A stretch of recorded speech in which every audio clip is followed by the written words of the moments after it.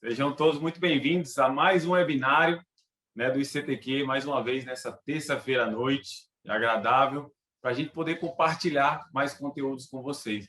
É uma alegria imensa estar aqui com vocês hoje, tá? Já mais de 500 farmacêuticos e acadêmicos com a gente de todo o Brasil conectados. Me chamo David Neri, vou estar junto com vocês aqui hoje nessa apresentação, em relação ao nosso webinário de farmácia hospitalar clínica, falar um pouquinho sobre esse tema, o nosso professor convidado, Alípio Carmo. Daqui a pouquinho ele vai estar conosco aqui na tela, diretamente de São Paulo, do nosso escritório, para trazer esse conteúdo com vocês. E, primeiramente, queria passar alguns recados iniciais para que vocês todos estejam bem ambientados em mais um evento da gente. E a você que é a primeira vez conosco, seja muito bem-vindo à nossa casa, aos nossos eventos do ICTQ. A gente vem fazendo eventos aí durante todo o ano e esse é mais um evento de sucesso, tá? Você que está pela primeira vez, você é nosso convidado especial, sinta-se em casa, à vontade, para adquirir o máximo de conhecimento possível. Beleza? Queria conhecer um pouquinho de vocês já. Coloque aí qual é a cidade de vocês, para a gente entender aqui no público. Gente do Brasil inteiro que ficou inscrito conosco. E é sempre bacana essa interação. Então, a gente de São Paulo, João Pessoa, Recife, Barueri, São Luís, Garanhuns, São Paulo, Natal. Que alegria! Isso, a gente fica tão feliz em ver todas essas mensagens. Gente realmente do Brasil inteiro. Ó. São Bernardo do Campo, Piúma, Candeias. Ô, alegria! E aí, aproveite, você que está assistindo, já pega a mensagem que você recebeu de confirmação com o link, caminha nos grupos de WhatsApp, de amigos da faculdade, farmacêuticos do trabalho. Faz esse convite especial, passar essa mensagem convidando ele para adquirir mais conhecimento nessa noite, tá? E como vocês estão vendo, o chat é o nosso canal oficial. Então, a partir do chat, vocês vão poder colocar suas dúvidas, perguntas, elogios, reclamações. É o nosso canal durante toda a noite para que você possa comunicar. Por quê? Porque a gente vai estar fazendo essa triagem das perguntas e, ao final, a gente vai trocar ideia com o professor em relação às perguntas que vocês vêm fazendo. Outro ponto importante também é que a gente vai estar colocando aqui, a cada 10 minutos, o link de acesso à lista de presença virtual. Então, você vai lá, conecta nesse link, marca a sua presença e assim você vai ter direito ao certificado, tá? Que aí, lembrando bem, preenche direitinho os dados, coloque o seu e-mail correto para que a gente possa estar enviando em até 10 dias úteis o seu certificado de participação desse evento, tá? E mais, algo bem importante nesse link. Lá tem uma opção de você marcar se você tem interesse em nossos cursos de pós-graduação.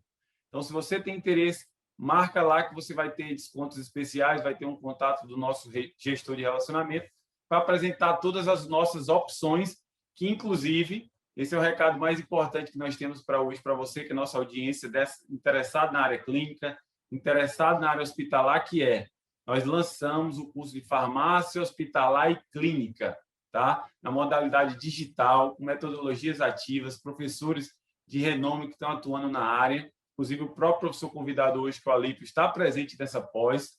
Então, você que tem interesse, marca essa opção que a gente vai estar entrando em contato com você. Não perde essa oportunidade que está excelente. Essa primeira turma que inicia em junho já está com vagas, nas últimas vagas, para você aproveitar. Beleza? Mais um recado especial para quem nos segue no Instagram. Não deixe de seguir aí os que não ainda nos acompanham. O nosso Instagram é o @farma_CTQ. E nós também temos um canal no YouTube. Eu vou até aproveitar, vou compartilhar aqui a tela com vocês, essa interatividade, para me apresentar o canal do YouTube do CTQ, tá? CTQ Pós-Graduação. Então, você vai lá, o link vai estar no nosso chat, clica no link, se inscreve no nosso canal e marca o sininho. Nós temos um canal com muitos conteúdos, temos, por exemplo, uma playlist com a farmacologia 1 minuto, o professor Tiago de Mello, que já está na 3ª temporada. Temos também com o professor Gustavo Mendes, da Anvisa, sobre as vacinas pela vida, tá? Playlist. Temos também em outras áreas, série de playlists, tanto da indústria, como das nossas super lives, que quem nos acompanha sabe. Nós produzimos lives aí com temas relevantes, então todas elas estão no nosso canal. Então, é uma fonte riquíssima para que você esteja inscrito e marcando o sininho aí para acompanhar o nosso conteúdo. Beleza? Recados dados. Queria chamar aqui na tela, direto lá de São Paulo, o professor Alípio Carmo, para compartilhar com a gente esse conteúdo que ele preparou para vocês especial, tá? Ele está entrando aí na tela e vocês aproveitem o máximo, tá? O professor Alípio aí trabalha conosco, viaja o Brasil inteiro, dando aula nas nossas turmas, também na modalidade digital. Professor Alípio, seja bem-vindo à audiência, viu? Deixa eu olhar aqui, 595 pessoas nesse momento exatas, esperando para adquirir conhecimento com o senhor, viu?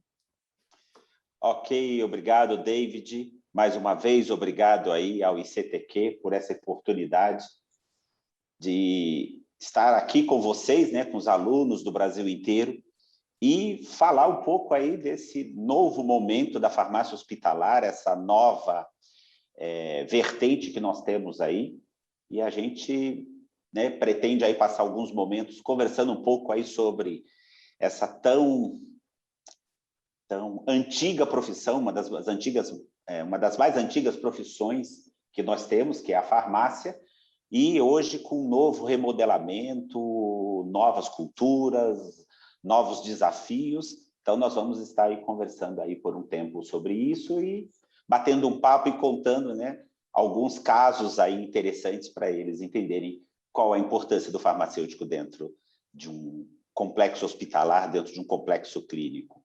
Bacana. Então, eu vou estar aqui nos bastidores junto com a equipe, acompanhando as perguntas, todo o chat, e ao final volto com o senhor. Então, a audiência toda é sua.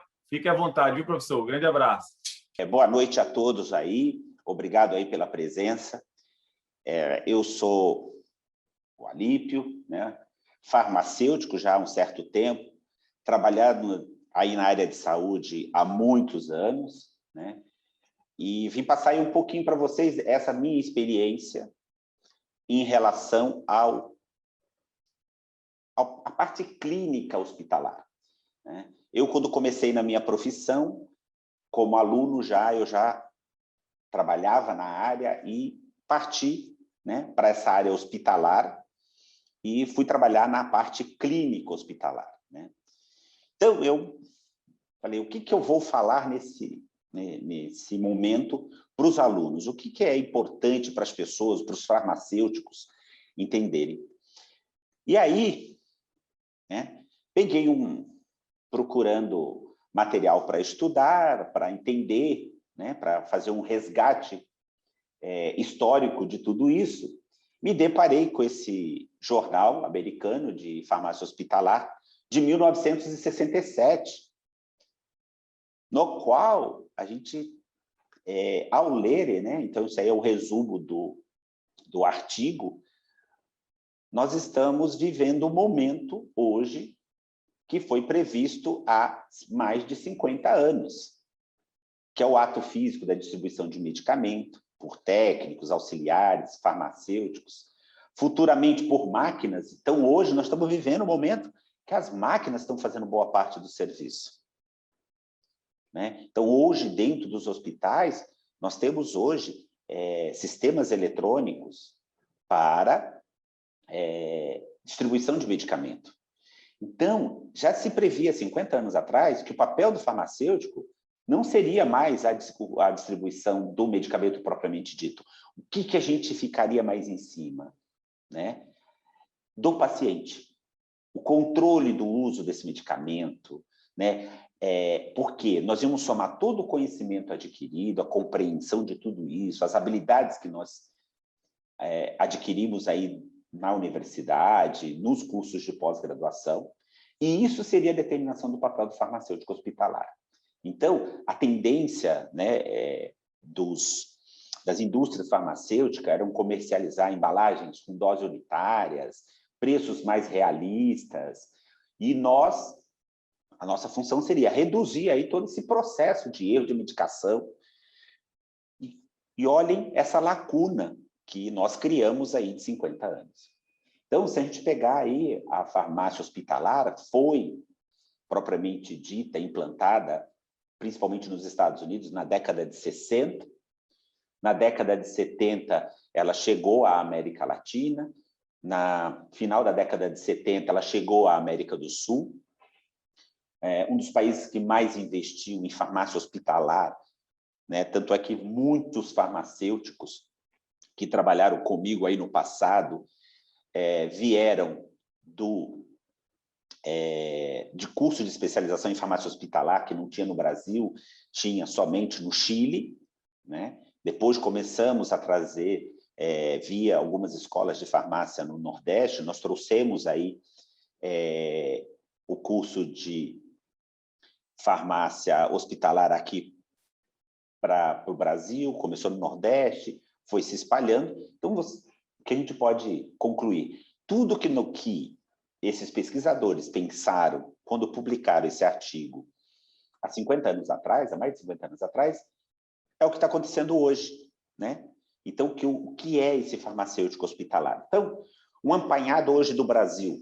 Então, no Brasil, hoje, nós temos quase 3 mil hospitais públicos, nós temos, em média, de 6.500 aí hospitais particulares, dados do Ministério da Saúde, mais de 66 mil leitos de UTI. Então, hoje, nós já temos até uma nova legislação de UTI, no qual eu preciso de cada 10 leitos de UTI ter um farmacêutico dedicado à UTI, né? Então, nós temos aí mais de 200 mil farmacêuticos formados, né? Boa parte desses farmacêuticos estão hoje nas drogarias, nas farmácias privadas, né? Hoje nós temos aí em todo o Brasil espalhado aproximadamente um dado do CFF de torno de quase 7 mil farmácias hospitalares. Então, é uma área que está crescendo, né? Então, é um momento, né, do farmacêutico que voltou para o medicamento, né? Então, quando eu comecei, nós tínhamos uma divisão na área de farmácia, que tinha o farmacêutico da área de alimento, o farmacêutico da área de indústria e o farmacêutico da área de análises clínicas. E não tinha esse farmacêutico hospitalar. Então, para nós é muito importante, né, entender isso. Por quê? Porque a maior parte do passado, os farmacêuticos que estavam na área hospitalar eram farmacêuticos que tinham feito a sua graduação baseada no processo da indústria. Então, nós precisamos, né, nós tivemos que fazer uma modificação, né, começar a gerar novos conhecimentos para que a gente verdadeiramente virássemos farmacêuticos hospitalares. Porque, senão, nós passávamos, né, no passado como um chefe de almoxerifado. A gente não tinha o domínio, o controle do hospital, né? Tanto é que no hospital que eu trabalhava, no centro de infecção hospitalar, no controle de infecção hospitalar do hospital, não tinha farmacêutico. Tinha as enfermeiras, tinha médico, tinha até psicólogo, mas não tinha nenhum farmacêutico. Até que nós, junto à diretoria executiva do Hospital das Clínicas, conversamos, né? Eu fui trabalhar na diretoria executiva do Hospital das Clínicas, conversamos bastante com esses médicos, com esses profissionais, e passaram a ter essa responsabilidade, os farmacêuticos de lá, para a liberação de antibióticos. Então, eles começaram a fazer parte da CCIH, né? do controle de infecção hospitalar dentro de um complexo hospitalar. E foi crescendo. Aí tivemos, dentro desse processo, o farmacêutico dentro das farmácias satélites. Então, nós tínhamos farmacêuticos dentro da UTI, farmacêuticos dentro do centro cirúrgico, na parte ambulatorial, porque nós éramos hospital público que eu trabalhava, então nós tínhamos todo o atendimento ao paciente, ele levava o medicamento para casa, e muitas das vezes ele não sabia usar o medicamento, né? Toda a padronização do medicamento do hospital não era só a diretoria executiva, a diretoria clínica que estava presente, tinha que estar presente o farmacêutico. Então, gradativamente, nós fomos entrando, né, na farmácia hospitalar, mas particularmente nesta área mais clínica, não só para controlar o almoxerifado, a dispensação do medicamento. Nós começamos a participar efetivamente de todo esse processo, né? Então, nós começamos a atender o paciente, se ele sabia usar o medicamento, se ele não sabia, se era a primeira vez que ele usava. Criamos consultórios farmacêuticos. Então, isso foi o passado. Começamos a acompanhar todo o processo clínico dentro do hospital, né? Acompanhar tudo que acontecia dentro do hospital, todos os treinamentos de enfermagem, relacionado ao medicamento, ao uso do medicamento. Então, nós fomos crescendo. Então, isso é uma batalha, né? Então, isso já temos mais de 50 anos, né? Começou na década de 60 nos Estados Unidos, vem crescendo todo esse processo. Então, a farmácia clínica, né, foi criada aí, né, foi caracterizada na década de 60 nos Estados Unidos por lidar com atividade de terapia, risco, custo, né, que promovem a segurança e o uso racional do medicamento. Então, medicamento não é um alimento, medicamento não pode ser dado desta forma, medicamento não pode usar aleatoriamente, como se usava, quem controla esse medicamento, qual o melhor horário para esse medicamento, né? Nós temos que ter essa cronofarmacologia. Será que esse medicamento posso usar a qualquer horário do dia? Será que esse medicamento eu posso usar de manhã, eu posso usar à tarde, eu posso usar à noite? Tem algum ciclo para tudo isso? E a partir desses momentos que nós passamos dentro do hospital, né?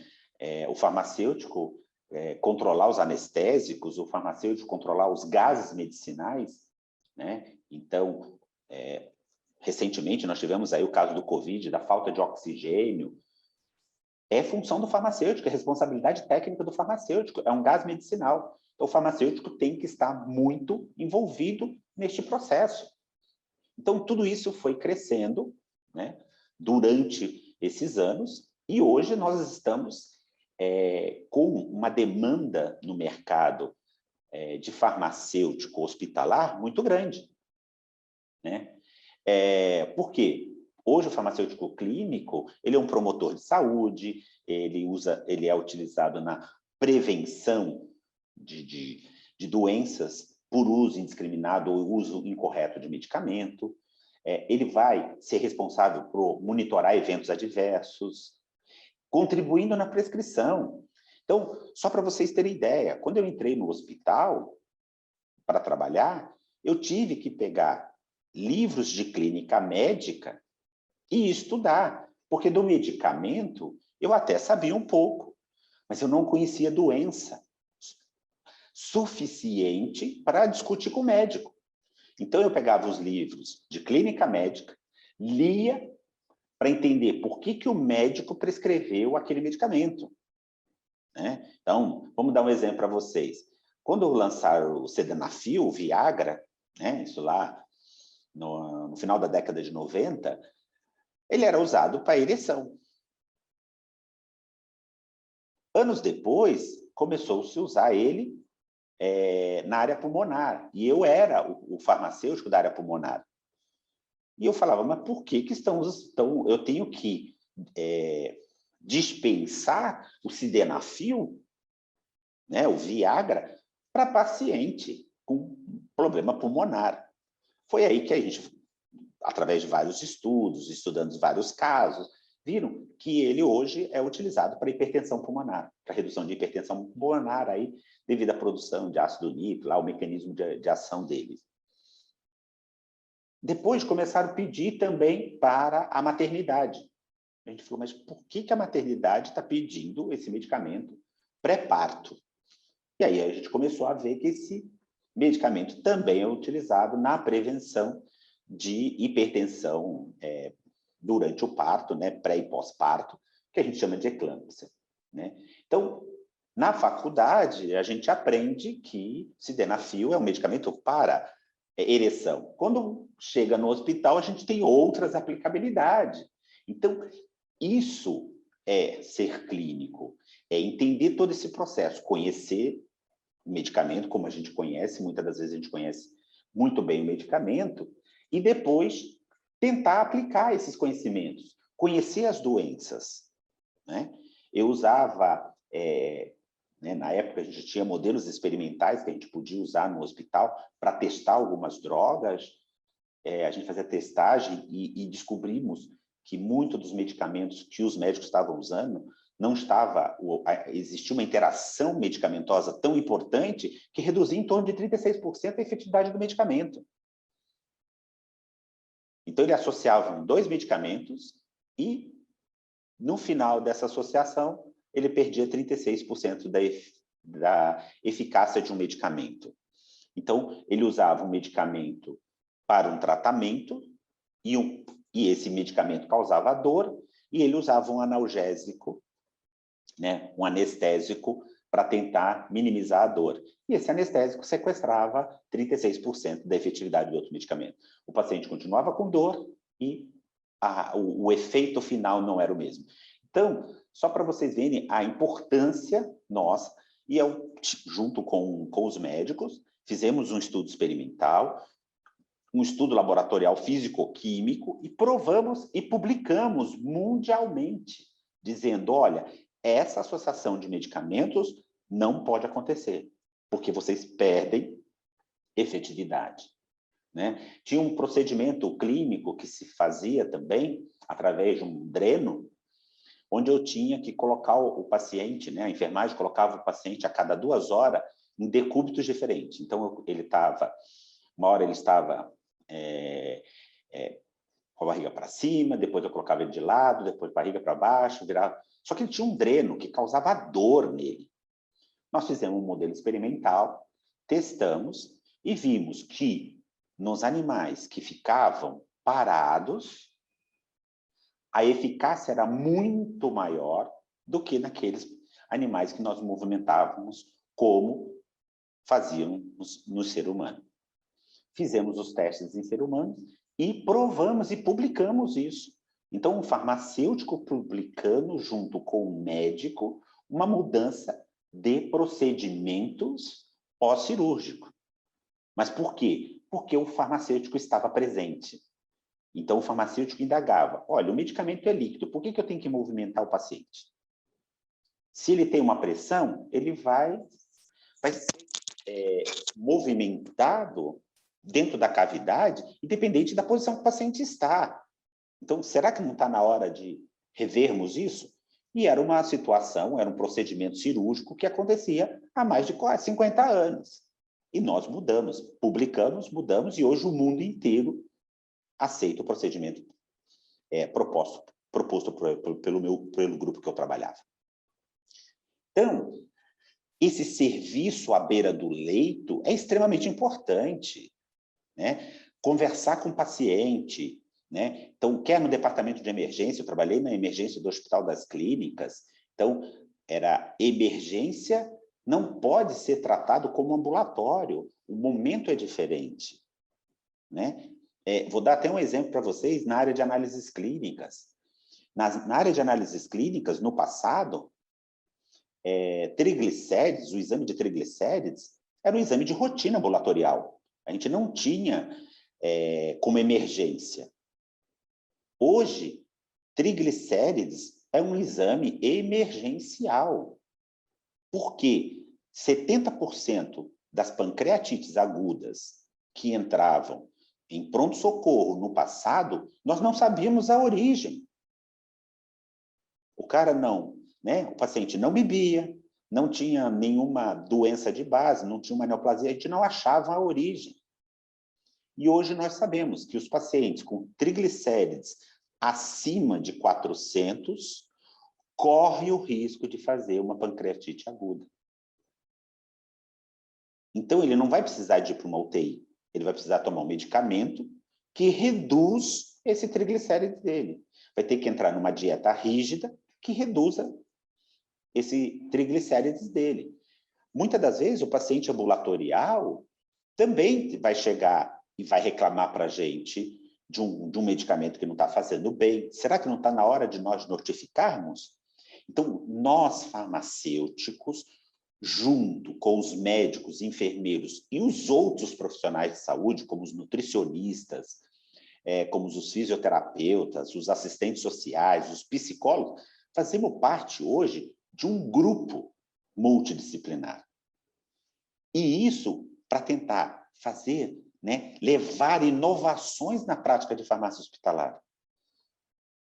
E aí surgiu aí os novos serviços, né? Então, hoje nós temos serviço de saúde comunitária, então os farmacêuticos estão nos projetos aí do SUS, do Programa de Saúde da Mulher, da Saúde do Homem, do Programa de Saúde da Família.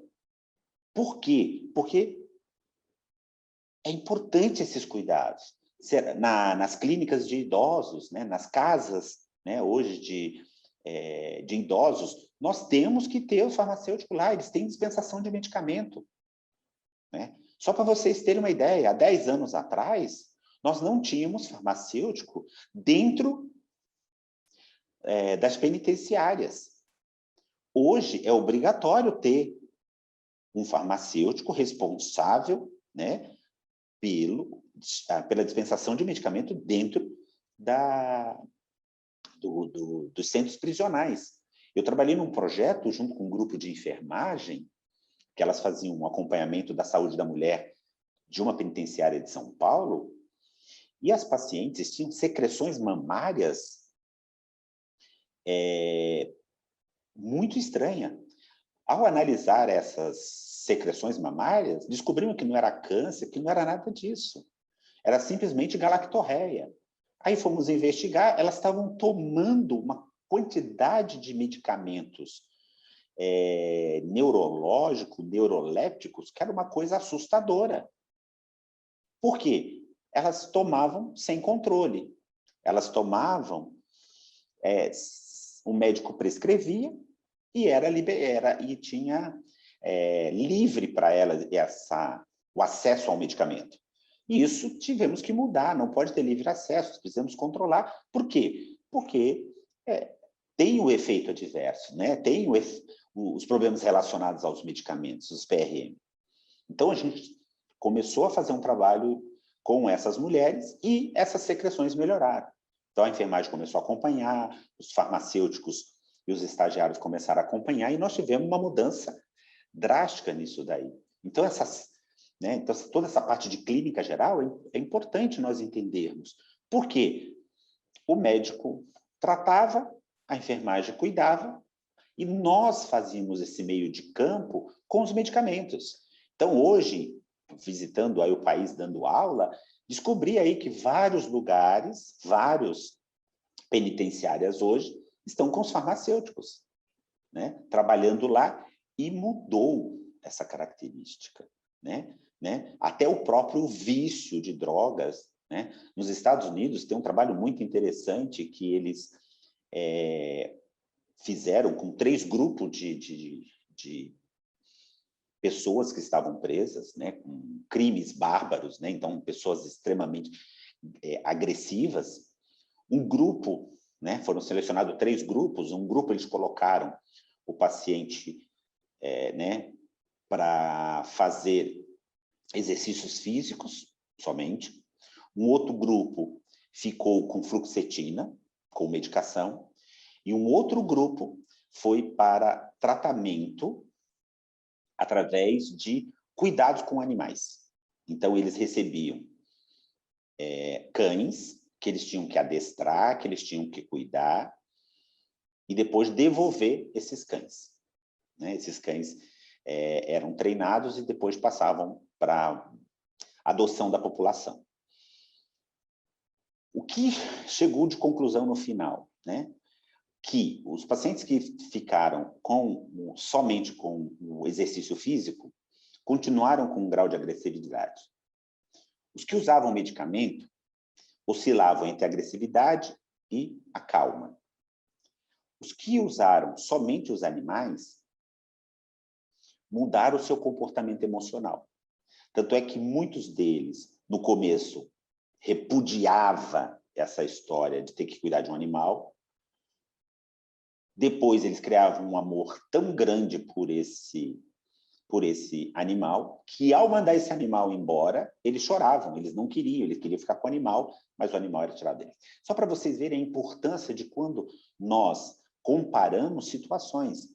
Então, esse paciente, essa pessoa que está dentro de um centro penitenciário, pode ser que só a medicação não resolva o problema dele. Você tem que dar uma atividade para ele fazer. Então, nós podemos cuidar com medicação, mas muitas das vezes nós podemos cuidar também de outra forma, né? Colocar ele em outra situação, tá? Então, a gente foi acompanhado com psicólogo, com os psicoterapeutas, com farmacêuticos, com médico. Foi um grupo grande que atuou dentro de uma penitenciária para resolver isso. Então, você vê a importância do farmacêutico. Por quê? A serotonina pode ser adquirida de várias formas, né? Pela alimentação, pode ser adquirida por estimulação ou pode tomar o remédio. Agora, o que é importante é entender todo esse processo. Então, o que usar e quando usar, né? Então, os farmacêuticos hospitalares hoje, né, nós somos o quê? Responsáveis pelos medicamentos. É extremamente importante essa reconciliação de medicamentos nas admissões. Então, tem que ter hoje um farmacêutico na internação, né? O Hospital de Clínicas aqui de São Paulo, só para vocês saberem, tem um grupo de farmacêuticos que trabalham na internação. Eles vão pegar todos os medicamentos que o paciente toma e todos os medicamentos que o médico prescreveu e fazer essa conciliação. Se eu não tiver aquele medicamento, se não for padrão do hospital, eu vou ter que resolver com o médico a substituição ou, por exemplo, pedir ao paciente que traga aquele medicamento que ele adquiriu, para que ele possa tomar no período que ele estiver internado. Porque, de repente, é um medicamento de alto custo, que não faz parte do escopo do hospital, né? Então, a gente, quando vai fazer esse processo, mas isso tem que fazer na internação, não depois que ele já está tomando uma série de medicação. Ou ajustar, né, a medicação. Vou dar um exemplo para vocês. Dentro do Hospital das Clínicas, nós pegamos um paciente que há 7 anos estava tomando estatinas, que é o medicamento para a redução do colesterol, de manhã. E a reclamação dele era: esse medicamento não adianta darem para mim, porque não funciona, meu colesterol continua alto. O médico está errando o meu medicamento. E foi na reconciliação, na admissão, que descobriu: a que hora que o senhor toma esse medicamento? Ah, eu tomo de manhã. Porque era um paciente infartado, com artérias entupidas, que ia ser submetido a um cateterismo. E aí descobriu quantas vezes ele já deve ter passado no médico nesses 7 anos que ele estava tomando medicamento, quantos enfermeiros ele passou na vida e até quantos farmacêuticos forneceram esse medicamento para ele. E ninguém perguntou para ele que horário que ele tomava. Porque é um medicamento que tem uma característica que precisa ser tomado à noite. Então, só para vocês entenderem que muitas vezes nós vamos pegar problemas muito sérios durante esse processo de internação, né? Eu peguei uma paciente que estava usando há 2 anos, pós-transplante, corticoide, em altas doses, imunossupressor em altas doses. Eu cheguei para ela: mas você não avisou o médico? Ah, eu achei que o médico sabia o que estava fazendo. Eu falei: mas tem que avisar. Chamamos o doutor, falou: doutor, ela continua com o corticoide há 2 anos. Ele falou: mas era só para tomar 6 meses. Eu falei: mas alguém avisou ela? Alguém conversou com ela?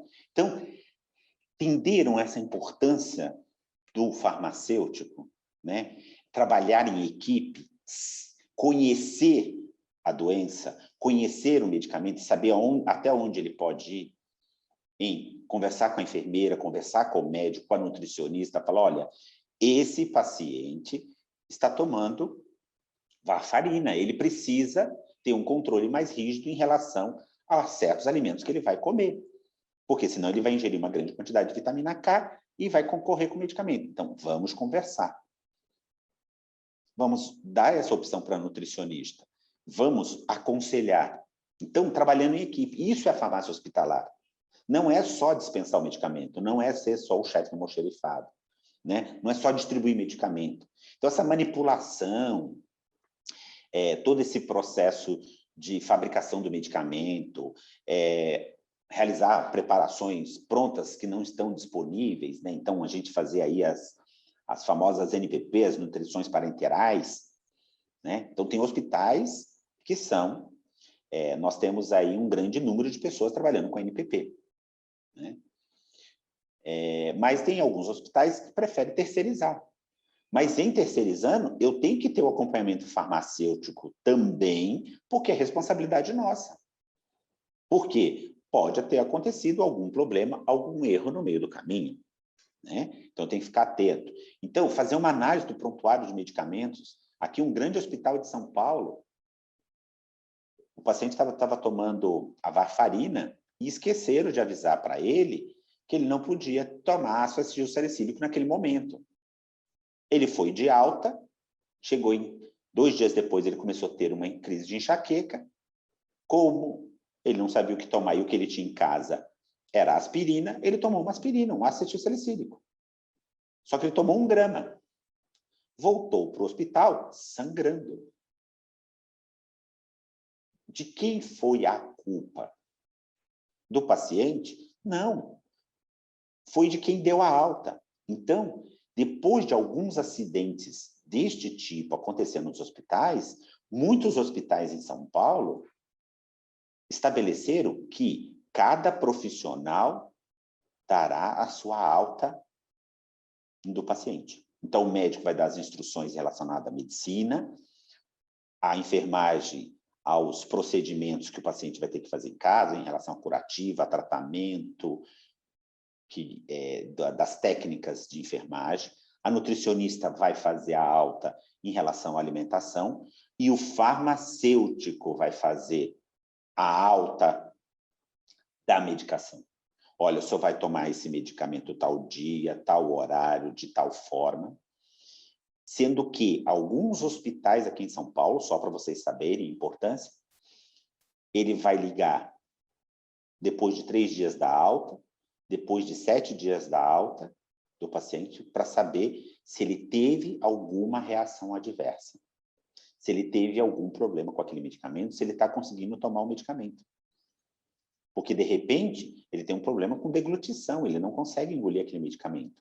Então, nós vamos ter que passar por uma forma líquida, né? Então, nós vamos ter que... Então, tem alguns hospitais que têm farmacêuticos para... Então, ele deu a alta e ele vai ter que acompanhar esse paciente. Alguns acompanhamos por 7 dias, alguns mais graves nós acompanhamos por 15 dias, e nós já tivemos casos de ter que acompanhar durante 30 dias, principalmente os pacientes transplantados, que era um grupo que eu trabalhava, nós acompanhávamos como farmacêutico durante 30 dias esse paciente, gerenciando todo esse medicamento, essa transição dele de volta à comunidade, para entender, né? E orientar, às vezes, muitas das vezes, dependendo do medicamento que ele está tomando, ele teria que sair do hospital e até uma farmácia de alto custo conseguir o medicamento. E o que ele fazia? Ia para casa e não conseguia esse medicamento. Não ia atrás, porque tem que entrar numa fila, é longe da casa dele.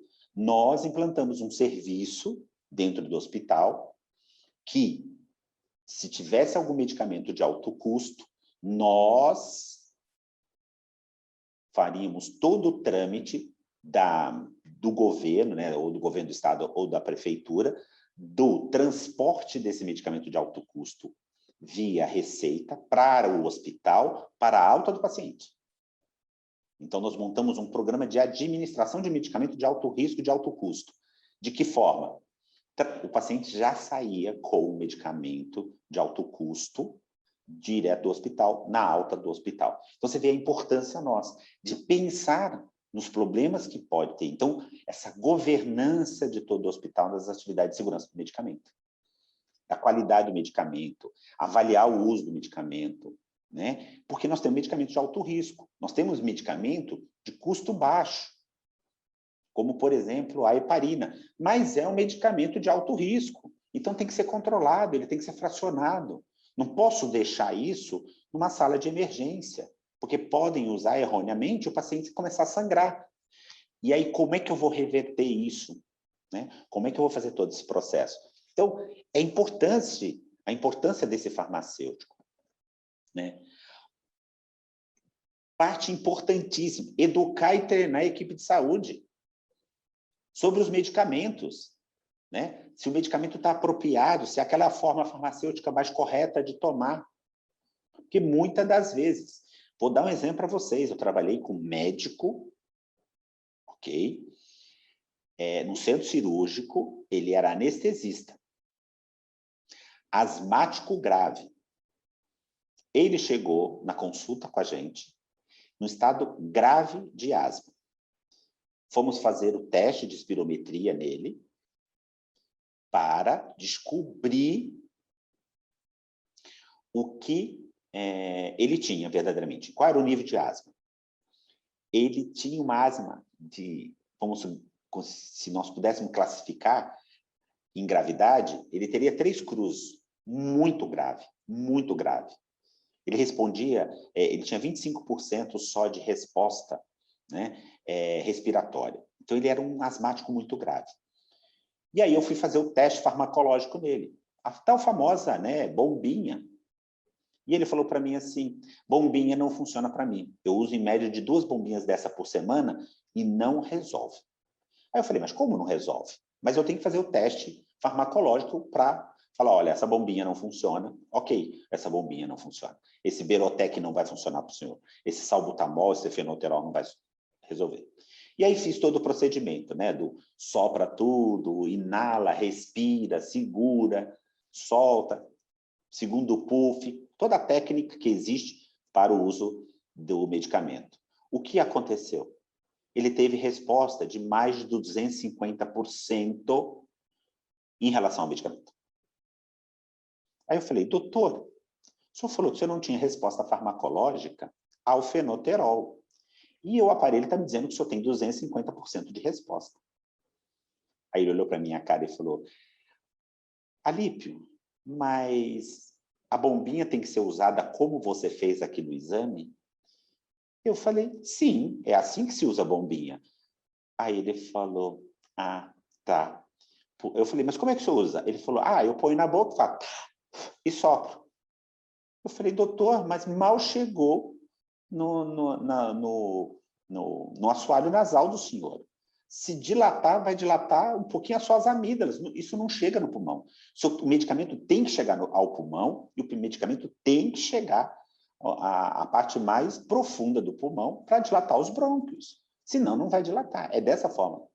A partir daí, né, ele começou a ter uma melhora e não usar mais tanta... Bom, os 200 puff, ele usava em média de 4... Ele chegou, né, no relatório que a gente fez dele, ele chegou a usar 70 vezes a bombinha por dia. Ele fazia 70 puff de bombinha por dia. E tinha dia que ele tinha aquelas pequenas arritmias, né, porque alguns desses beta-bloqueadores, né, esses broncodilatadores, eles têm aí um efeito sobre beta-1 e sobre beta-2 e causa aí uma pequena alteração, né, no batimento cardíaco, dá um pequeno mal-estar. E ele chegava a ter mal-estar por usar muito. Vocês imaginam, um médico anestesista experiente não saber usar uma bombinha. Então, esse treinamento é muito importante. Essa prestação de serviço especializado, isso é informação de medicamento, é garantia de qualidade, né? Então, cuidados inovadores, cuidados experimentais, vamos ver a forma de usar melhor esse medicamento, né? Ensaios clínicos, né? Eu trabalhei na Merck, né? Só que eu não trabalhei na indústria farmacêutica, eu trabalhei como responsável de um centro de pesquisa dentro do hospital. A gente testou. O medicamento, para mim, chamava MK476, que é o montelukast sódico, né, que a gente usa hoje. Aí, eu fiz parte do grupo que testou no Brasil, na fase 3, esse medicamento.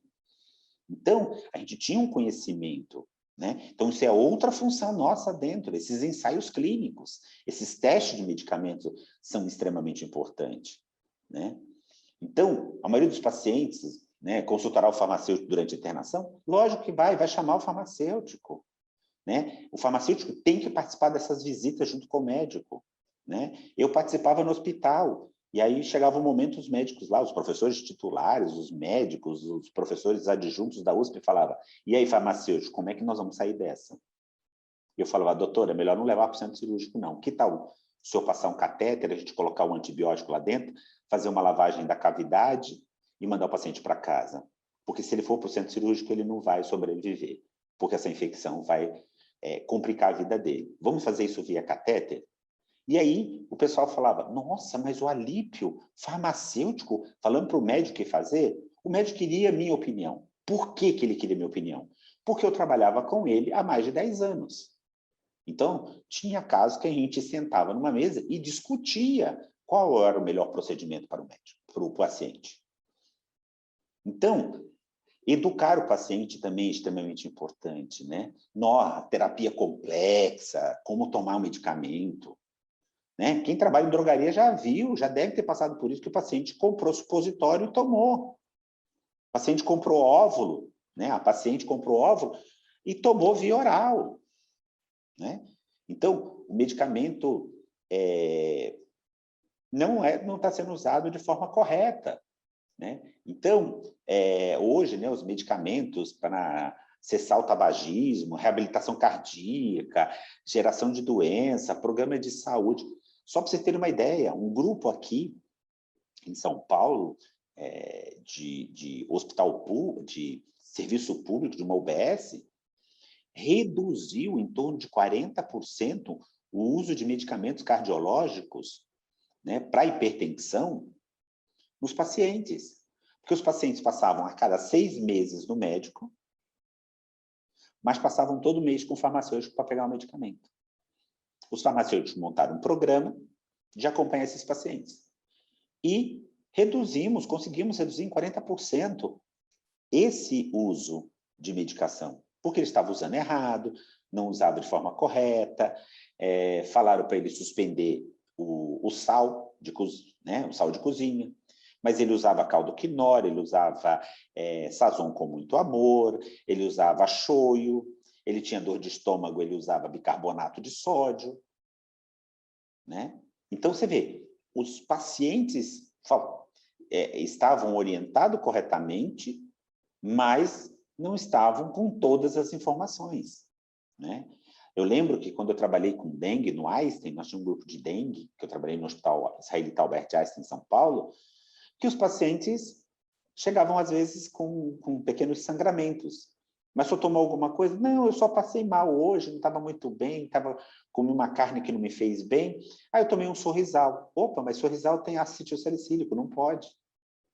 Então, tivemos que soltar uma lista, olha, com você que é portador da dengue, não tomar essa lista de medicamento, porque na sua composição pode conter ácido salicílico. Só para vocês terem uma ideia, nós tínhamos um paciente no hospital, né, no Einstein, que não conseguimos resolver o problema dele. Ele tinha cólicas intestinais tremendas, um intestino extremamente irritado e muito gases, né? Ele estava com uma quantidade de gases intestinais muito grande. E não melhorava. Não melhorava. Aí entrou com Lufital, altas doses de Lufital, e ele não melhorava, ele tinha mais cólica, mais dor. Aí o farmacêutico de plantão, né, o farmacêutico clínico lá do hospital de plantão, chegou para o paciente e falou: o senhor é alérgico a alguma coisa? O senhor é alérgico a algum medicamento? Não. O senhor é alérgico a alguma comida que te faça mal? Ele falou: olha, quando eu era pequeno, falaram para mim que eu não deveria tomar leite porque eu tinha uma intolerância a leite. Aí ele voltou na farmácia e falou para a gente, ó, né, na discussão. Ele não tem nada, a única coisa que ele falou é que ele parece ser intolerante à lactose. Primeira coisa que nós fizemos, suspendeu o Lufital. A base do Lufital é lactose. Então, tiramos e pedimos a compra de gel, a forma do gel, né, as cápsulas gel, o paciente começou a tomar e teve uma melhora. Então, só para vocês verem que o paciente alérgico, né, intolerante a uma substância que está presente no medicamento. Né? Então, essa pergunta, a mesma coisa. Boa parte da farmácia de manipulação hoje parou também de usar a lactose como base para fazer os medicamentos. Por quê? Devido ao problema da intolerância à lactose. Para algumas pessoas. Será que é intolerante? Será que é alergia? Não é o momento de eu descobrir isso, de fazer anticorpos antilactose. Né? É o momento de eu suspendo aquela medicação e vejo um substituto, né? Um novo medicamento para ele tomar. Então, só para vocês entenderem qual é a nossa importância. né? Participar dessas rondas, né, todo dia, as visitas ao leito com os médicos, com os enfermeiros, com a nutricionista, para uma prescrição adequada, para selecionar o melhor medicamento, participar das reuniões, né, clínicas. Eu participava de reunião clínica junto com os médicos, né? Então, é um momento de nós nos aproximarmos mais do médico. Recentemente, eu voltei ao Hospital das Clínicas, tinha muitos anos que eu não estava lá, porque eu estou mais hoje na área de docência, e um dos meus médicos-chefes lá da época falou para mim: Alípio, eu lembro de você aqui fazendo um monte de serviço. Hoje nós sabemos que foi a melhor coisa que aconteceu dentro desse hospital foi ter colocado a residência farmacêutica nas especialidades. Então, dentro do hospital hoje das clínicas, nós temos residente farmacêutico na área de nefro, na área de pneumo, na área de cardio, porque é muito medicamento para a gente conhecer. Então, os farmacêuticos têm que acompanhar isso. Então, eles têm que fazer essa visita, acompanhar e tornar um profissional diferente. Não só o chefe do almoxerifado, aquele que dispensa medicamento, né? Rever prescrição, né? Nós tínhamos prescrições de antibióticos, né, altíssimas. Aí nós montamos um programa que o médico, principalmente na área infantil, que o médico tinha que digitar, né, a concentração que ele queria do medicamento. E nós calculávamos. Olha, a criança vai tomar 123 miligramas a cada 8 horas. Não, eu quero 250. Não, doutor, o recomendado para essa criança é 123 miligramas. Ele falava, mas eu quero 250. Tudo bem, doutor, então o senhor assina aqui o termo de responsabilidade, que qualquer problema que venha acontecer com essa criança por intoxicação de medicamentos, o senhor será responsabilizado?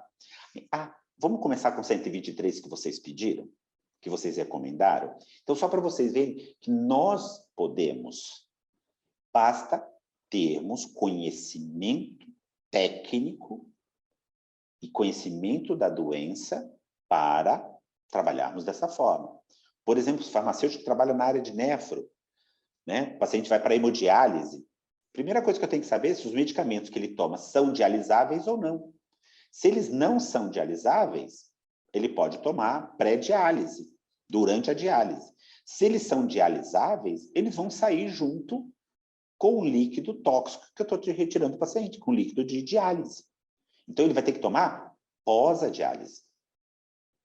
E tinha médico lá que batia o pé e falava, não, eu quero que dê agora. Não, doutor, agora não vou dar esse medicamento. Não vou dispensar. Mas ele precisa do medicamento. Sim, se ele tomar esse medicamento, ele não pode fazer hemodiálise agora. Aí, o que vocês querem que faça? Não, você aguarde, faça hemodiálise e em seguida a gente entra com a medicação. Porque se nós fizermos pré-diálise, vai embora o medicamento vai ser jogado fora. Nós vamos ter um prejuízo muito grande. Então, quais as questões importantes que nós temos que sempre pensarmos? Como os pacientes são? Quais os recursos subutilizados da saúde? Os farmacêuticos são os recursos mais subutilizados da medicina. Nós somos os profissionais mais subutilizados dentro da medicina. Por que disso? Porque o farmacêutico, muitas das vezes, né, nós, farmacêuticos, temos esse ranço antigo que médico não sabe nada de medicamento e os médicos acham que nós não sabemos nada de doença. Tanto é que muitas das vezes eu fui dar aula para residente, eu fui dar aula na USP, na área de medicina, e a primeira coisa que eles perguntavam assim, o senhor fez medicina aonde? Eu falei, não sou médico, eu sou farmacêutico. Você falava, mas, professor Alípio, o senhor sabe mais do que um monte de médico. Eu falei, eu não sei nada mais do que médico. Nós somos parceiros e nós aprendemos juntos, os médicos e os farmacêuticos, né? Nós fazemos essas consultorias de saúde. Então, eu sei um parte do medicamento, mas eu sei um pouco de doença, ele sabe mais de doença e menos medicamento. Vamos juntar essas informações, né? Então, esse futuro, né, tem que ser mais humano. A máquina não faz isso.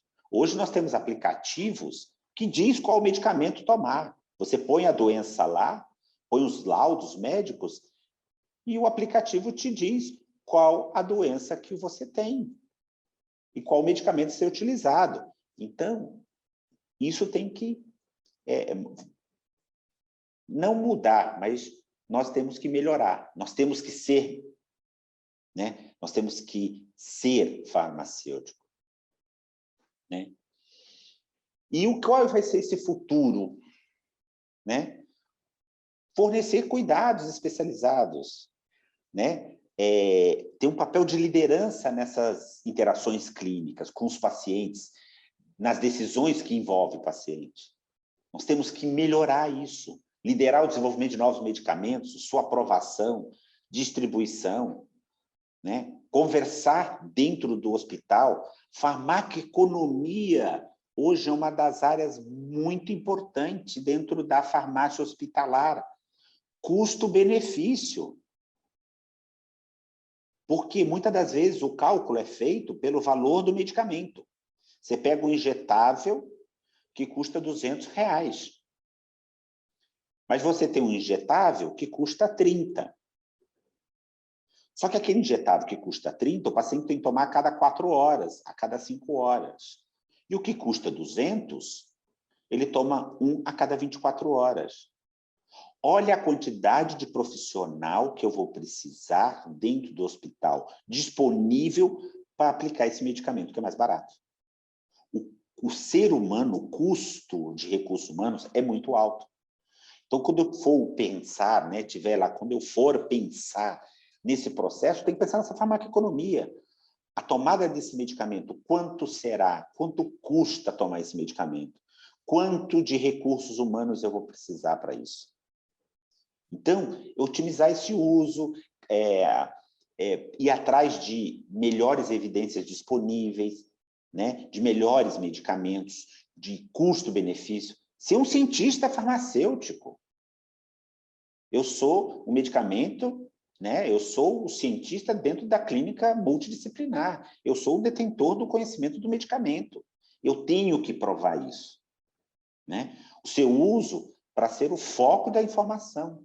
Apoiar a decisão em torno dos medicamentos, né? O hospital, quando eu comecei no Hospital das Clínicas, tinha pouco tempo ainda alguns medicamentos, principalmente porque eu trabalhava com a área respiratória, então o brometo de paratrópio não era padronizado no Hospital das Clínicas.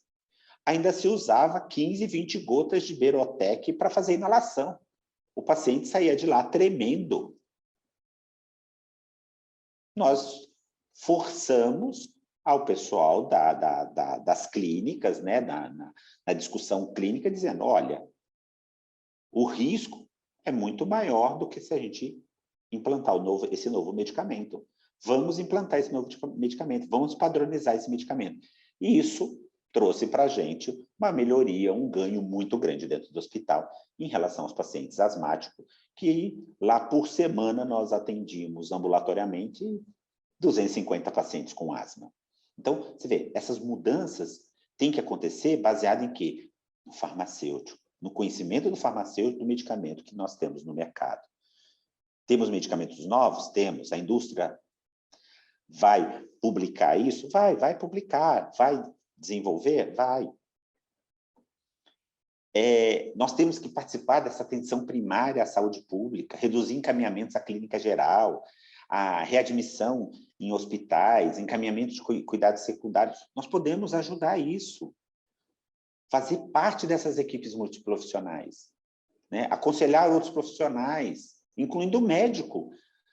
Eu fui dar uma palestra junto com uma outra professora da área de fitoterapia, e nós vamos falar de algumas plantas, de alguns problemas, e foi aberto para farmacêuticos. E aí perguntaram se não podiam participar outros profissionais. Foram nutricionistas e tinha alguns médicos que se interessaram por essa parte de fitoterapia. Ao final do final de semana, os médicos estavam lá e queriam conversar com a gente para que pudéssemos, né, que naquele momento nós começássemos a dar soluções para ele de alguns casos que eles não conseguiram tratar com a medicina tradicional, e ele queria um PIC, né? uma medicina complementar, que ele queria alguma opção para isso, né? Então, houve uma falha inicial dos medicamentos e ele queria uma nova terapia.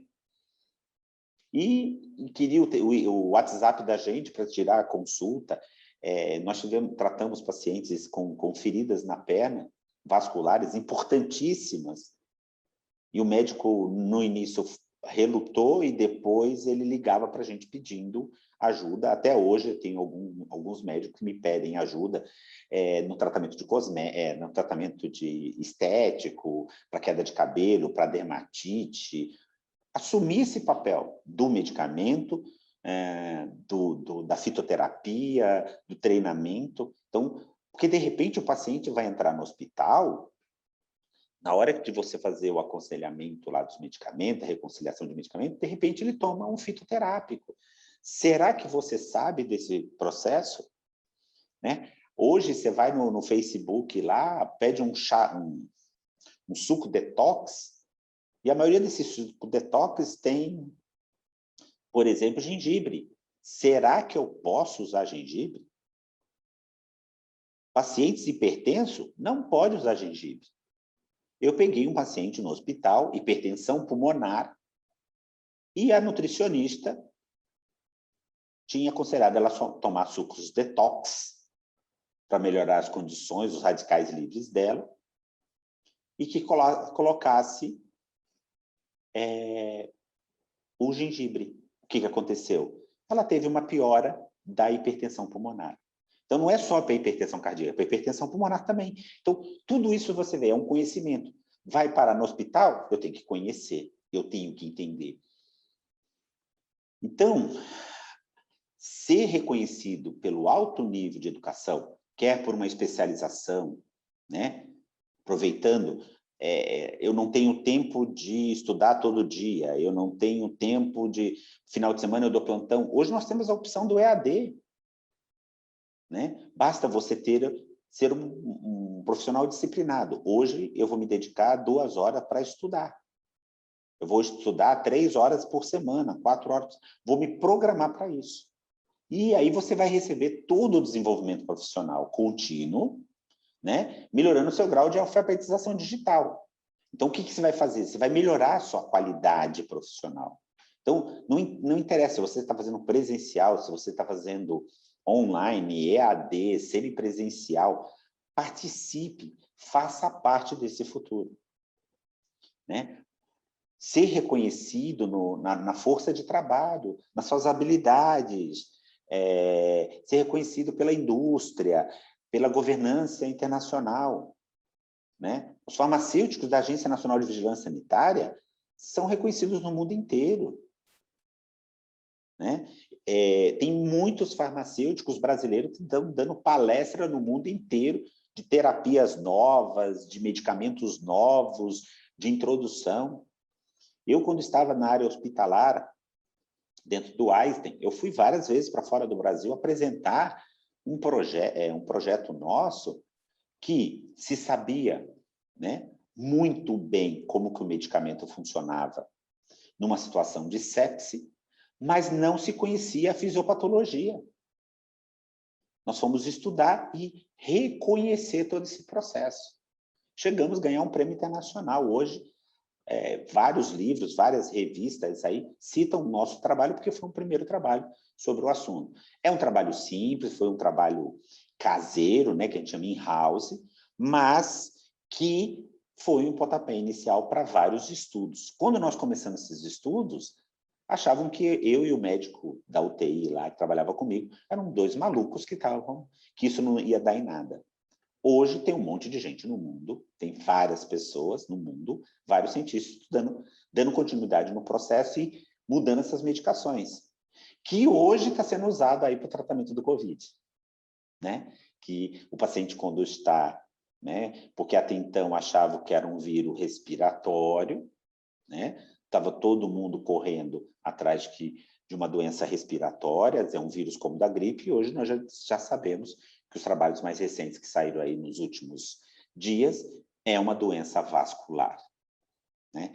Por isso, tanta gente com acidente vascular cerebral, então nós estamos mudando aí esse paradigma. Ele ataca o sistema respiratório, mas ele, a princípio, parece ser uma doença que é mais virada para as doenças inflamatórias vasculares. Então, nós vamos ter modificações, então tem várias indústrias farmacêuticas já estudando, não para matar o vírus, não para combater o vírus, e sim tentar diminuir o tamanho do estrago que ele faz no sistema vascular, no sistema cardiovascular, né? As sequelas vasculares que ele está deixando.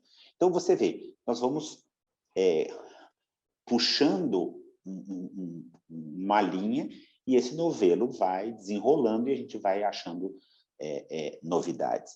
Então, é isso a farmácia hospitalar. Não é só ficar dentro de um centro, né, de uma sala fechada cheia de medicamento, achando que isso é farmácia hospitalar. Faz parte da assistência farmacêutica, mas não é só isso.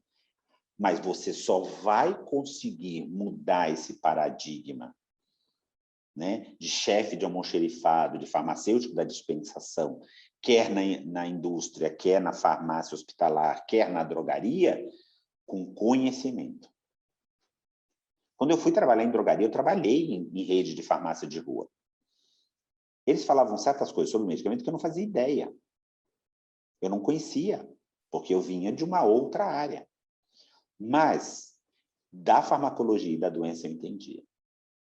3 meses depois que eu estava na empresa, eu fui chamada na diretoria da empresa e eu falei, pronto, vão me mandar embora. Não, eu passei a ser o farmacêutico que iria treinar os novos farmacêuticos em relação ao atendimento farmacêutico. Foi vamos falar, foi o pontapé inicial na minha carreira para o consultório farmacêutico, que está hoje aí crescendo em todo o Brasil, né? Isso eu estou falando de 20 anos atrás. Então, nós tivemos agora resoluções, mudanças. Eu era farmacêutico de UTI antes de ter uma resolução do Conselho Federal de Farmácia em relação à UTI. Eu já fui farmacêutico de consultório, eu já fui farmacêutico de consultório junto com médico. Então, eu tive essa sorte como farmacêutico de estar num grande hospital e ser reconhecido, né? Não foi fácil, essa montanha não foi fácil de subir, mas você consegue. O que você tem que fazer? Mostrar conhecimento, né? Então, o que garante hoje, né, que eu posso falar para vocês, que garante salário, é conhecimento. Então, mas o piso é muito baixo. Eu fiz um levantamento aí, de mercadológico, de quanto ganha um farmacêutico hospitalar, né? Vamos falar do hospitalar nos Estados Unidos. Um farmacêutico iniciante nos Estados Unidos aí ganha em torno de 70 a 80 mil dólares ano, né? Vamos falar, isso aí daria uns 6.500 dólares. Nossa, mas 6.500 dólares vezes 5 dá 30 mil reais. Mais 6.500 dólares, não adianta fazer a conversão. O custo de vida nos Estados Unidos é em dólar, né? Então, nós não podemos fazer essas conversões. Um farmacêutico hospitalar, aí vamos falar, que tem aí uma experiência grande, vamos lá, mais de 45 anos de idade, já se formou aí pelo menos 15 anos como farmacêutico. Nós estamos falando aí de 130 a 140 mil dólares ano. Tá? Professor, mas ele tem que ter 20 anos. Sim, mas um curso de farmácia nos Estados Unidos são 6 anos. Tá? São 4 anos de farmácia e mais 2 anos de farmácia clínica para você chegar a trabalhar como farmacêutico na área hospitalar, né? Porque, assim, lá é muito segmentado. Então, você tem o farmacêutico da pneumologia. Ele é o farmacêutico da pneumologia. Ele não entende nada de cardio, ele só fala de pneumo. Ele é um farmacêutico da dermatologia, ele é só farmacêutico da dermatologia. Quando eu estive nos Estados Unidos, né, que eu fui conhecer São Francisco, algumas cidades dos Estados Unidos, e eu ia com um grupo de médicos aqui do Brasil, né, porque a gente ia desenvolver alguns projetos, fazer alguns acordos lá, participar de alguns congressos. E quando eu era apresentado, ele, prazer, você é médico? Eu falei, não, eu sou farmacêutico. nossa, o sonho do nosso grupo é ter um farmacêutico clínico junto com a gente. Então, os médicos americanos gostariam de ter farmacêuticos no seu grupo para ajudá-los. Então, só para você ver como que essa demanda mudou ao longo dos anos. Hoje, os Estados Unidos quer o farmacêutico junto com o médico, né? Então, mudou-se também lá essa concepção nesses últimos anos. Teve um trabalho da China, um trabalho chinês, que eles foram ver qual a importância de um farmacêutico dentro de um hospital. Só para vocês terem uma ideia, um grande hospital na China, eles economizaram, a partir do momento que eles colocaram 10 farmacêuticos clínicos no hospital. Tá? Então, um hospital grande, que só tinha, em média, eram 22 farmacêuticos em todo o hospital, com mais de 1.000 leitos, só tinham 22 farmacêuticos, quase todos só na parte de distribuição, e eles contrataram 10 farmacêuticos clínicos, que não iam para a área de dispensação de medicamento. Eles iam só acompanhar os médicos, as clínicas, os ambulatórios. Em um ano, eles economizaram 145 milhões de dólares em medicamento dentro do hospital. A partir daí, isso foi divulgado e na China também começaram a fazer um grande investimento no profissional farmacêutico dentro do hospital, principalmente com essa situação que nós tivemos, que foi com a pandemia. Então, a pandemia do coronavírus, aí do Covid, desencadeou uma reavaliação abrupta e intensiva de todos os aspectos, desde a logística de aquisição de medicamento até o relacionamento, que são tão essenciais para a prestação de para os cuidados de qualidade do farmacêutico. Porque nós tivemos que pensar, por quê? Estamos com falta de medicamento para intubação. O paciente tem que ficar sedado, porque automaticamente o nosso organismo vai tentar expulsar o tubo da garganta. Então, é isso que acontece. Então, começou a mudar e precisamos de farmacêutico. Não temos o medicamento, o médico não quer saber, ele vai perguntar qual a opção que eu tenho de sedativo aí na farmácia. Farmacêutico, eu preciso de uma opção. Vocês têm fentanil, propofol, dormonide, né, diazepam, lorazepam. O que vocês têm? Porque eu preciso sedar esse paciente. Né? Então, os benzodiazepínicos, eles são hipnóticos sedativos. Né? Então, eles são usados para ansiedade, eles são usados para hipnótico, para dormir, eles também são usados para sedativos. Então, nós tivemos que improvisar em alguns hospitais. Nós tivemos que resolver isso de alguma forma. Então, foi muito importante, né? Essa falta. Tivemos que correr atrás de medicamentos para esse processo. Por quê? As EPIs, a quantidade de EPI que a gente teve que utilizar, né? Porque o farmacêutico teve que participar ativamente desse processo todo. Nos Estados Unidos, só para vocês terem uma ideia, as farmácias, né, as grandes farmácias americanas, são as responsáveis pela maior parte da vacinação da população americana. Estão sendo vacinadas na farmácia. Por qual profissional? Pelo farmacêutico. O governo americano investiu no treinamento dos farmacêuticos para que eles pudessem atuar, porque existe uma rede, né? Existe grandes redes, né? Existe uma infinidade de redes de farmácia lá que poderiam fazer esse serviço. Porque lá não tem serviço de saúde pública, tudo lá é particular. Sendo particular, fica mais difícil de você ter profissionais disponíveis para fazer isso. O que eles fizeram? O governo contratou farmacêuticos para fazer isso, porque são treinados para isso também. Teve todo o treinamento, teve toda a parte de controle. Não são os farmacêuticos que produziram, não são as indústrias farmacêuticas que produziram a vacinação, então vocês têm que também aplicar. Então, você vê, mudou até esse paradigma em relação ao profissional lá nos Estados Unidos. Então, o que a gente espera agora de futuro? Até o ano de 2030, o trabalho dos farmacêuticos provavelmente terá pouco a ver com distribuição de medicamento e muito mais a ver com resultado clínico. Então, se você está pensando em caminhar nos próximos 10 anos, procure o estudo, procure o conhecimento, porque essa é a mudança que nós vamos ter. A distribuição de medicamento vai ser particularmente automatizada. Hoje, se você chega em algumas farmácias, por exemplo, no Canadá e nos Estados Unidos, é um robô que faz toda a parte de distribuição do medicamento. O farmacêutico, no seu computador, vai digitar o medicamento. Enquanto ele tira a dúvida do paciente, o medicamento está sendo separado e vai chegar na mão do farmacêutico para entregar para o paciente. Então, nós não vamos precisar. Hoje, em grandes hospitais, mesmo no Brasil, nesses hospitais maiores, né, as doses unitárias, a gente digita lá, a caixinha abre sozinha.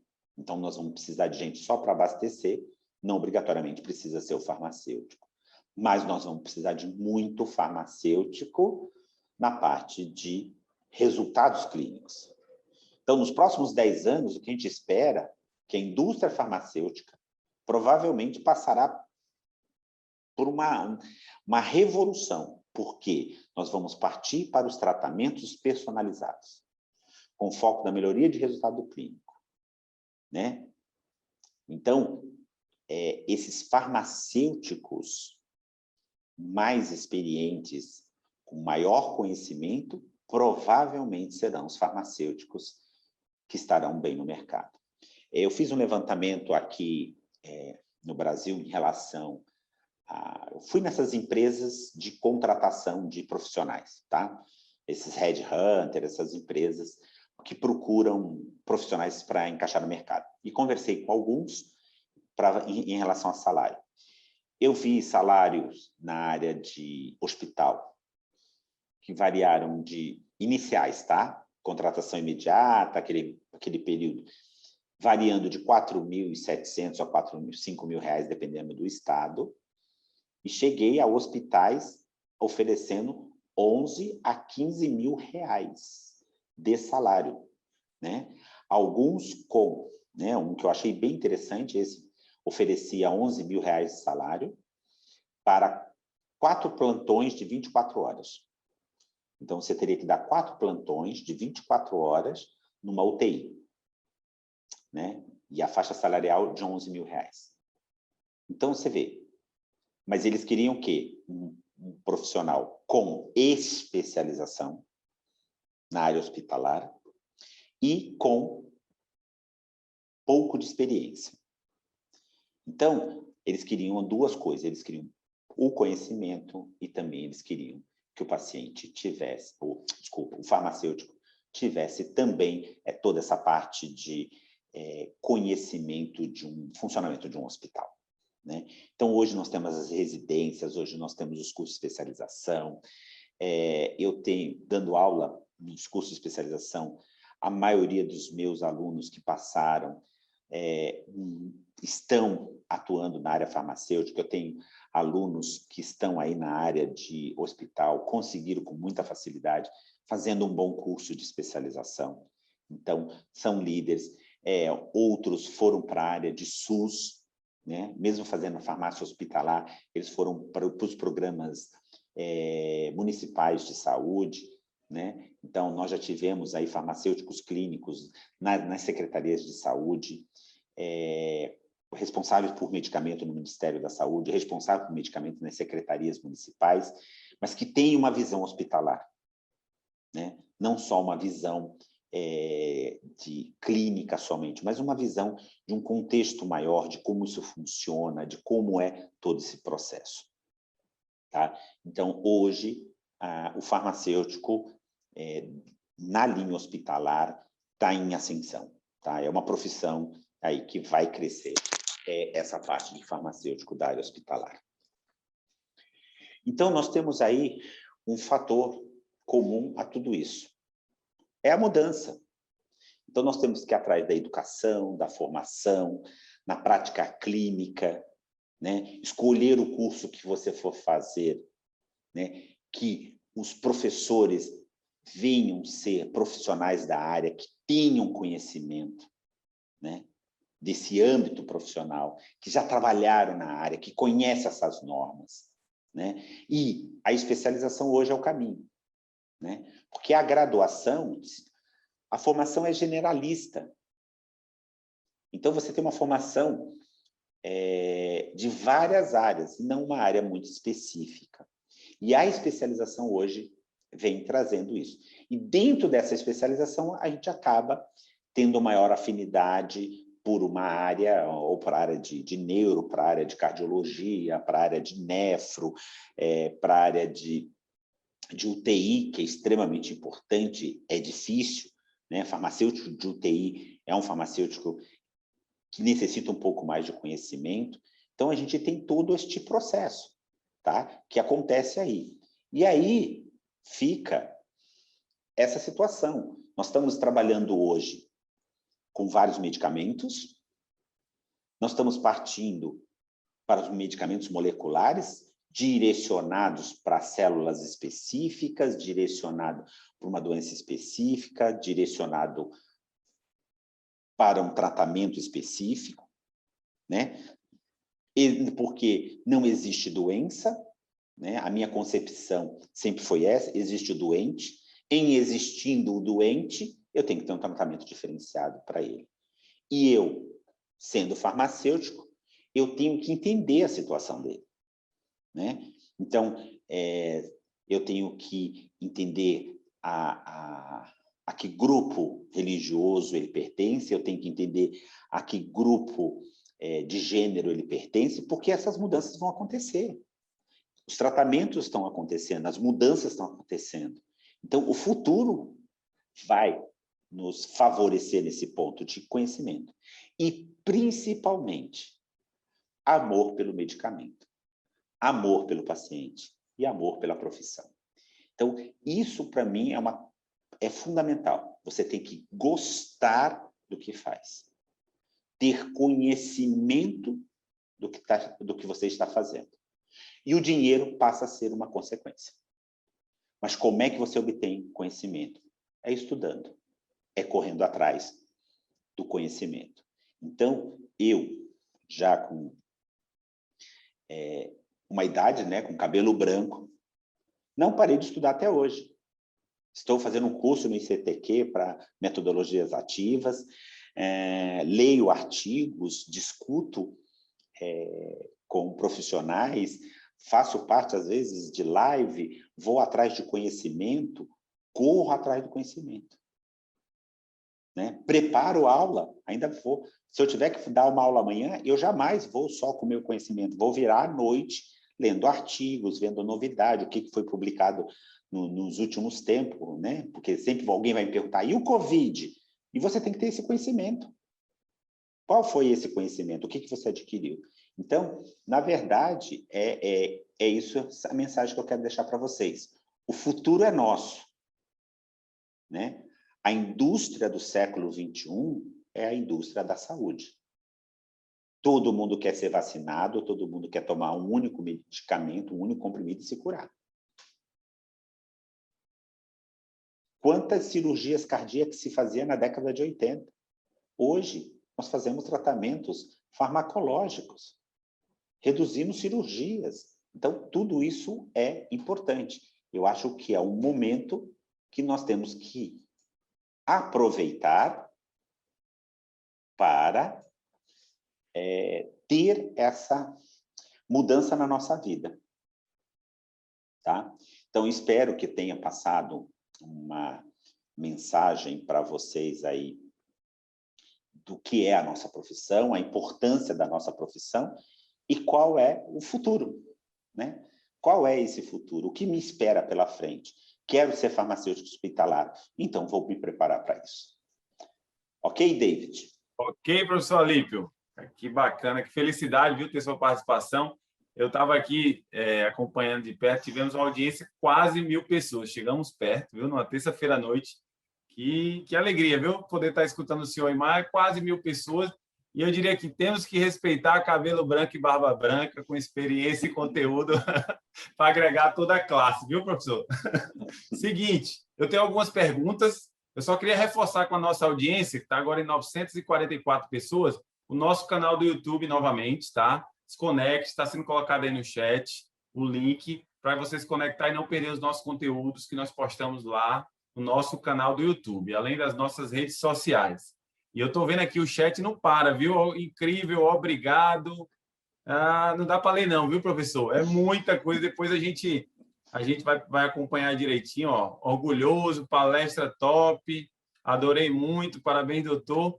E, professor Alípio, para a gente finalizar, deixa eu pegar algumas perguntinhas aqui no celular que eu recebi do pessoal. Tem aqui a Cleudineide. Boa noite. O senhor mencionou que Luftal é prejudicial à intolerante à lactose. E para bebês recém-nascidos, qual seria a conduta? Pergunta mais... No caso, assim, se ele é intolerante à lactose, nós temos que tomar muito cuidado porque vai dar cólica, né? Então, o uso do Luftal pode levar a cólica.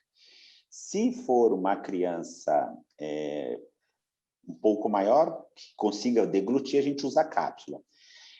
Alguns pediatras utilizam até furar a cápsula e apertar o líquido do Luftal da cápsula gel, o líquido da cápsula gel para beber quando aqueles que são muito intolerantes mesmo, que não podem entrar em contato com a lactose, eles até recomendam que a gente fure com uma agulha a cápsula e coloque direto na boca da criança o que tem no conteúdo do gel, para que a gente não tenha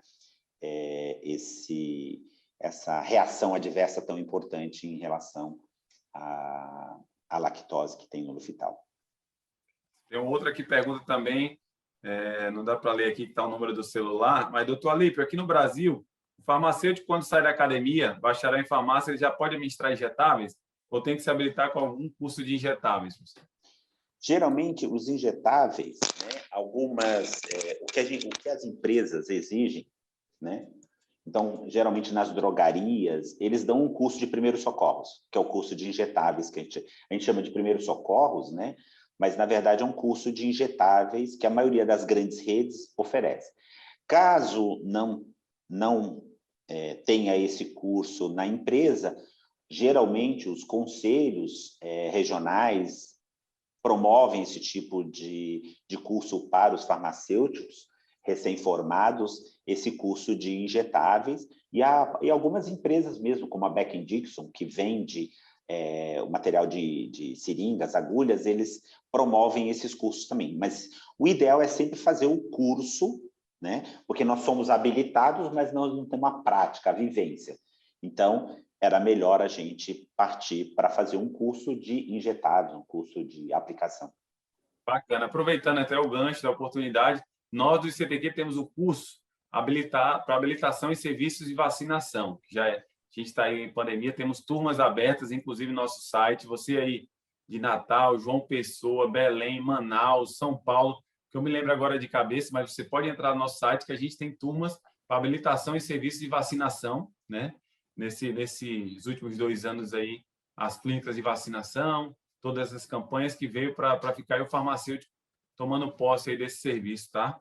Aproveitando a deixa. Professor, tem uma pergunta aqui da Luzia Cristina. Existe farmacêutico só para UTI e CTI?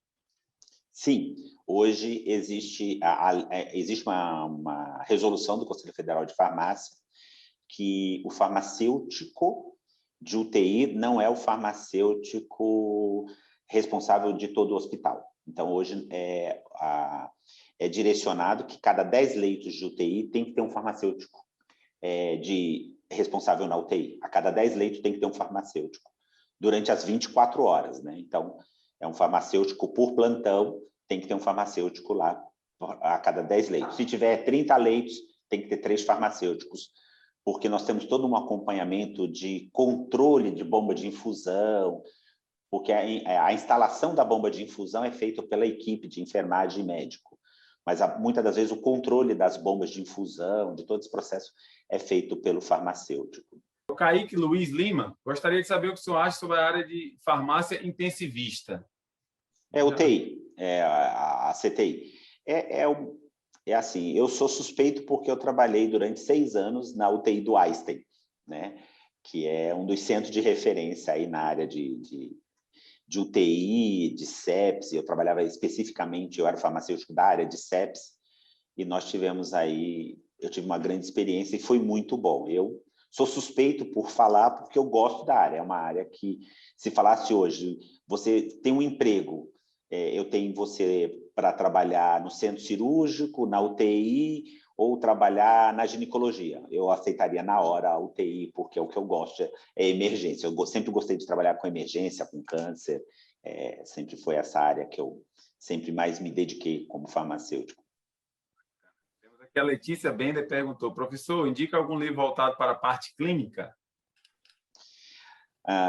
Mas para a área farmacêutica ou para a área médica? Essa era a primeira pergunta. Se for para a área médica, hoje nós temos os livros, né, nas plataformas digitais de clínica médica, que são muito bons. Por exemplo, o Cécio é um dos autores. Não, se você colocar lá Cécio, clínica médica, acho que são 2 ou 3 volumes, não sei quantos volumes estão agora, mas ele é um excelente livro e ele é bem fácil, é uma linguagem fácil. Cécio, clínica médica, ele é muito bom. E tem até na nossa plataforma lá, na nossa biblioteca digital, tem ele. Que bacana, ele está casando aqui. As perguntas, as soluções estão aqui na tela, sempre conectado em CTQ, seja na plataforma, para aluno, seja no nosso site com os conteúdos. Engraçado, professor, que as pessoas começaram a perguntar mais agora ao final. Inclusive, apareceu algumas aqui, é muita coisa. Eu tenho aqui, para a gente finalizar, preciso de um direcionamento. Trabalho em uma UPA, e semana passada decidimos montar um projeto de farmácia clínica. Porém, temos um dificultador, que é o tempo de permanência do paciente na unidade. Como implantamos essa farmácia clínica com esse dificultador? Na verdade, assim, o brasileiro, né, ainda não está acostumado com atendimento farmacêutico. Então, isso é uma coisa que nós temos que modificar. O médico, muitas das vezes, das unidades também, não estão acostumados que tem um farmacêutico para atender. Então, isso é um momento que a gente tem que modificar esse processo. Aqui em São Paulo, um curso de capacitação que eu fiz para a prefeitura, junto com os farmacêuticos da prefeitura de São Paulo, no final, os médicos nem mandavam a prescrição dele, mandava assim, atenção farmacêutica. Aí a gente chegava, mas doutor, o que o senhor quer? Não, faz atenção, vê o que o paciente está precisando, qual o medicamento que ele está precisando, o que ele melhor se adapta, e depois você manda de volta para mim que eu prescrevo. Então, ele passava no médico, o médico fazia o diagnóstico e mandava para a gente decidir qual era o melhor remédio, qual o melhor medicamento para... que é a mentalidade europeia, né? Que muitas das vezes o médico diz a doença e o farmacêutico recomenda quais são os melhores medicamentos, e aí eles fecham a clínica, né? Pegando as últimas perguntas, tem aqui o pessoal dizendo saudade das suas aulas de CTQ do Brasil todo. E tem a Luísa, fala o seguinte, professor, o que o senhor acha sobre a atuação dos farmacêuticos em hospitais veterinários? Olha,